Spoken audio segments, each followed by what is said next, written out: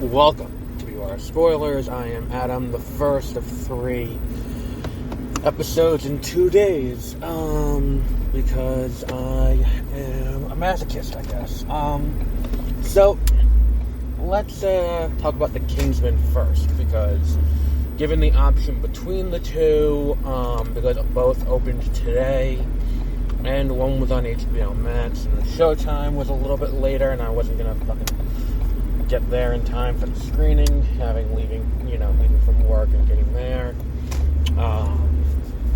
or go to a much later screening. And quite honestly, I'm not a huge fan of 2 of the 3 Matrix movies, even though I did like the Animatrix. I decided to see Kingsman, the Kingsman, in theaters, and good Lord in heaven, if this is the best movie I see before Christmas, that's a fucking problem. Because this movie, it wasn't bad, it's just kind of not great. And it's like, there are certain things about the first Kingsman movie, and then, to a lesser extent, the second Kingsman movie, that make them, fuck me, I got this fucking light now, that make them, watchable and entertaining. And it's not even specifically the cast, even though the cast is a big part of it, and the story is a big part of it. There's very kinetic, and I'm going to apologize for my voice, because it is really fucking cold. Ow.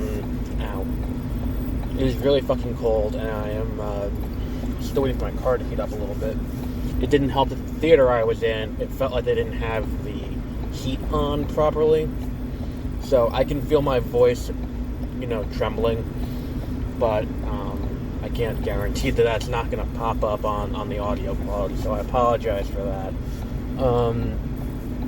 So, the first 2 Kingsman movies, very stylish, stylistically inclined, very, very kinetic action sequences, very action-oriented movies, and the action plays well within the world that they are in, and it, it looks great and all of that.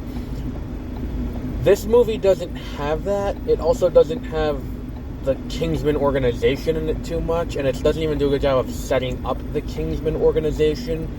And it's kind of just weird. There's kind of like this, I'm going to call it Hydra, because it basically is Hydra organization of, bad people throughout history who are trying to do things for reasons that are not entirely explained or clear or anything like that. Like, we know the bad guy is, what's it called? The bad guy, we know that the bad guy is, the Scottish guy who's upset about the oppression done by the British, and that's why he's doing all of this. But, if he's going through the effort of, doing these roundabout, things where it's like, okay, so plan A was to have Rasputin, start a war between these 3 countries, Germany, Britain, and Russia, because the 3 brothers are always in conflict with each other, and the 3 family members are always in conflict with each other. So, feeding into a war was not entirely a difficult thing to do. The right inciting incident would cause a war pretty easily. That all makes sense. Then comes, then it's like, okay, now it's time for Russia to leave the war, so now we're going to have Rasputin, try to pull him out, and then Rasputin dies, so it's like, okay, so here's our new plan. We're just going to send fucking Lenin in to start a revolution, and then they'll pull out of the war. And it's like, okay, so if you can go to these great lengths to do this, why not just do things in Scotland instead of going through this great length to start this war to do it? There is an easier path to victory here that doesn't involve all of these additional steps. And it's like, I had the same hang-up with No Time to Die, where it's like, well, what's the plan here?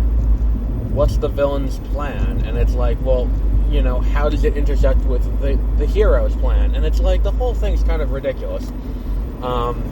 There's the entire, I don't even want to call it a subplot, because it's kind of the plot for 2/3 of the movie, of the kid, and what the kid is doing, and then the kid going off to war, and the kid inevitably dying in war, and it's like, well, we sat through, like, in total, what's probably, like, 40 minutes of movie just to incite the dad to do what he was going to do anyway. Like, come on. It's just fucking... It's just pointless. It's wasting screen time. And it's like... The cast is great. I'm not putting down Ray Fiennes. I'm not putting down... I don't know how to pronounce his name.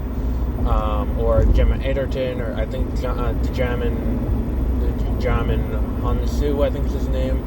Like, I'm not putting down any of them. They all do great in their roles, but it's like, you know, it's a predictable plot, a really stupid plot at that, and it's like, you know, the big twist is like, oh, well, there's a mole in the British government, and it's like, as soon as they said that, and they have this other guy who's there, I'm like, well, he's the fucking mole. It's pretty obvious. Like, what the fuck? Like, I don't understand. Like, what was the...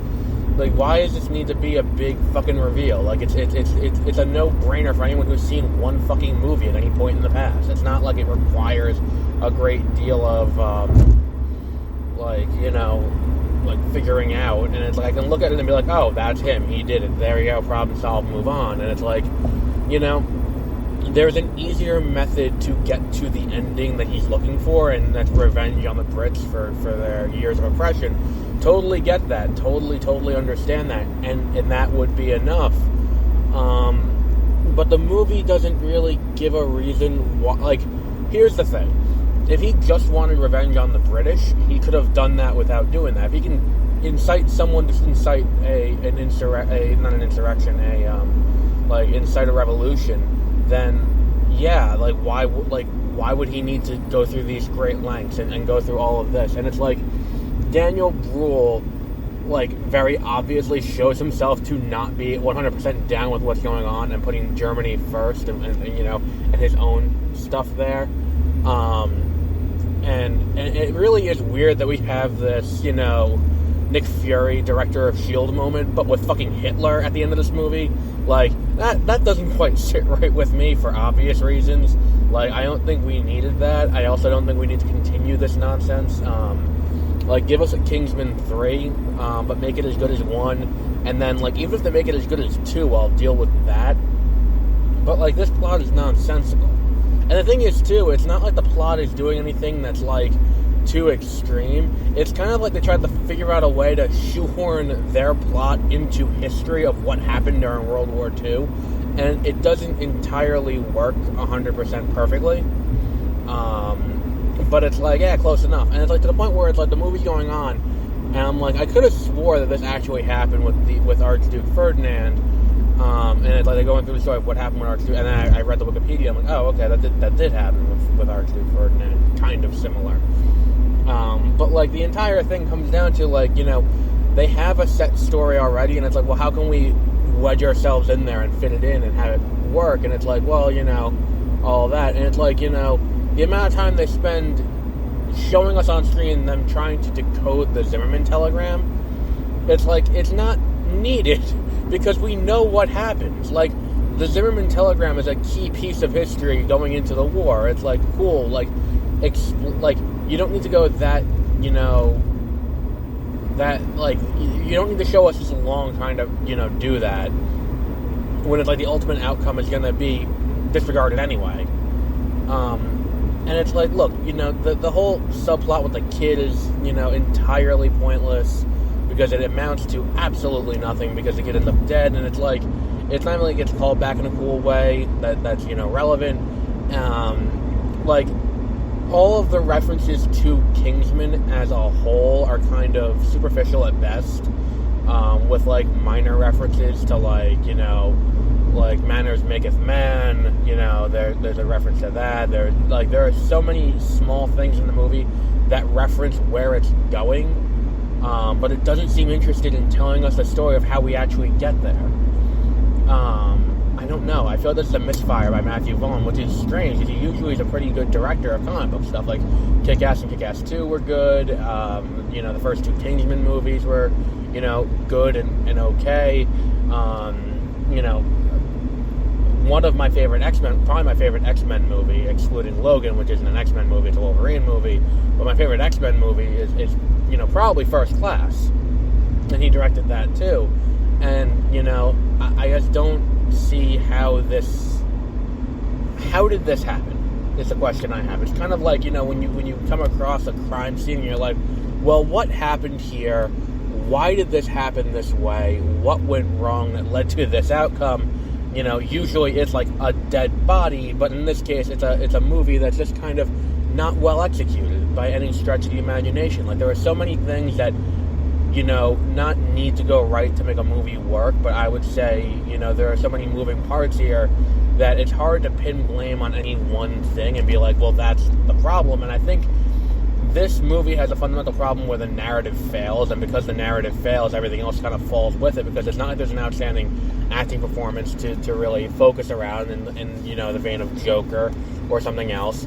It's not like the outstanding direction or action where it's like, okay, well, we'll deal with that. I mean, there's a few cool choreography scenes, like the fight with Ralph Fiennes and his son fighting Rasputin in Russia. That's pretty cool. But if that's the height of the movie, and you're blowing that load about halfway through, then what's the point of this? Especially considering how much Rasputin is advertised to be in the movie, he's really not in the movie all that much, but it's a memorable role. And I think that it's not enough to salvage this. I think that's a problem. I feel like a lot of the cast is actually wasted to an extent. There's not really too much more to say about this besides, this movie could have been better. It's like, structurally, there are a few things you can move around to make the movie... No, I think you would need a complete rewrite of this movie to fix it. I don't think it's a movie where it's like, oh, well, one or two things were moderately tweaked in the story. We could probably, pull something out of it and make it, watchable. I don't think this is one of those cases, though. I think you would need to, from the ground up, completely rework the entire thing. You can keep the characters, and you can keep the general plot, but you would need to basically start from the ground up and be like, we are completely starting fresh. We are, we're not going to, you would need to start completely fresh. You can't spend as much time as you do with the son. You can have the son die early, or the son can be eliminated altogether, which is, again, a problem, considering that, the only thing the son does is, help deliver the actual original text of the Zimmerman telegram, but that's not needed when you have this group that's we have a spy network of all of, the servants and the butler staff and all of that. That's an easy enough thing to write yourself around. If you don't need to write this additional subplot in to be like, oh, well, how do we get this? And it's the whole thing is silly, and how he ends up dead is ridiculous. It's the amount of contrivances they have to go through to have this guy end up dead is fucking ridiculous. It's just why are we even bothering? You could have just shot him in the beginning, and that would have, the death of his wife and son in the beginning would have been more than enough to be this is why I'm going to be a pacifist. That's more than enough right there. I don't think you necessarily need, he was in the Red Cross, and then even doing that is not enough. And it's there's so much that could have been done differently that would have led to a better outcome that I don't... And I hate being, entirely the movie's plot is the problem. But you can overlook a plot with issues or a plot with holes to an extent if there are other things there that kind of offset, but this doesn't have that. There's nothing that really offsets the plot having its fundamental issues. And I think that's ultimately the problem here.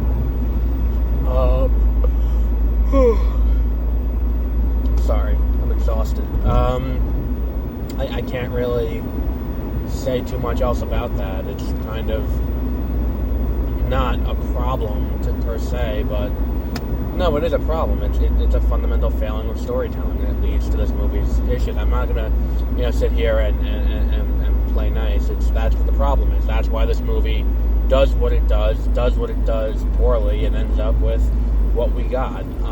Ultimately, they could have done differently, and if they done differently, the end result would have been better, and that would have led to a more enjoyable experience. I can't endorse seeing this movie in theaters, COVID or not, because it's just there are failings of entertainment that are too that are too grievous, even for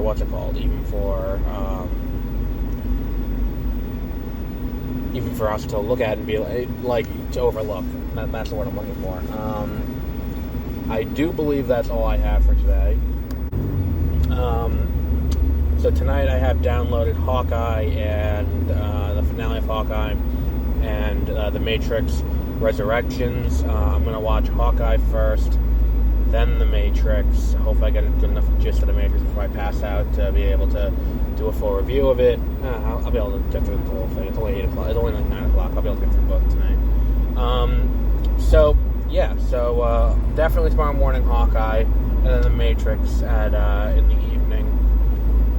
But yeah, I just I mean, hopefully The Matrix is the better movie this weekend of the two. I'm not feeling that it is going to be. But yeah, so the Kingsman, skip it, maybe watch it when it's on cable. Not that, it's a rated R movie, but it really could have been PG-13. With a moderate tone down of the cursing and a moderate tone down of the blood, it would have been a PG-13 movie. There's no, nudity, there's no, Eggsy going to fuck a girl in the ass. There's nothing there that makes it unnecessary. This movie needs to be rated R. In the same way that Logan, I don't think you could do without it being rated R. I don't think you could. There are rated R movies that you need to do rated R. I don't think this is one of them. What else did I want to talk about? Oh, the Batman trailer. I've seen the Batman trailer 3 times in the last week because they play it before every movie, and I saw No Way Home twice. Once with my brother, and then, when I did the review of it on opening night. And then I saw it, twice there. Then here I saw it again, and I think that having seen Nightmare Alley, which is a film noir, I think that had I not seen that, I wouldn't have had this new take on it. I think that there's a chance this movie could be great. And I think that the choice to, make it where, the Batman is very little DC oriented, and it's kind of, that, it's very much inspired by, noir. And I think that could work in its favor, and it could actually be a pretty solid movie. But again, I think that, in the same way that, The Dark Knight's a great movie, but I'll never rewatch it because it's one of those things where it's why the fuck and that's most Christopher Nolan movies. They're good for one viewing, and then after that, you can't watch it again. I think this could be the same thing, where it's I'll watch it once in theaters, and then when I get it on DVD, I'll watch it again. But I don't think that necessarily I am going to, step out of, this is a movie that's going to necessarily be one that's rewatchable over and over again. In the same way that I referenced Logan earlier. Logan, I can watch over and over again. I don't think I can rewatch. Based on the trailer, doesn't look a rewatchable movie. Also, in a world where this movie is what it appears to be, if that's accurate, I don't understand how you're doing all these spin-offs out of it, where it's that feels to go against the nature of what this is, which is, kind of standalone. You're telling the story, to be on its own and stand on its own 2 feet and be its own thing, where it's it's not tied into a DC universe anywhere, so why does it need to, and now we're going to start a bunch of spin-offs of it, so get the fuck ready. I don't need all of that. Just give me just give the movie, let the movie stand on its own, and it's now, it feels like DC is repeating the mistake it made that led to Justice League being what it was in their streaming platform, where, Marvel had a plan. And when you listen to Bob Iger's book, which I did, he talks about the plan for streaming and how he before, years before Disney Plus launched, they restructured everything to make it where they wanted to incentivize incentivize certain aspects of what's the word I'm looking for? like, you know, how they calculate streaming revenue and all that for bonuses.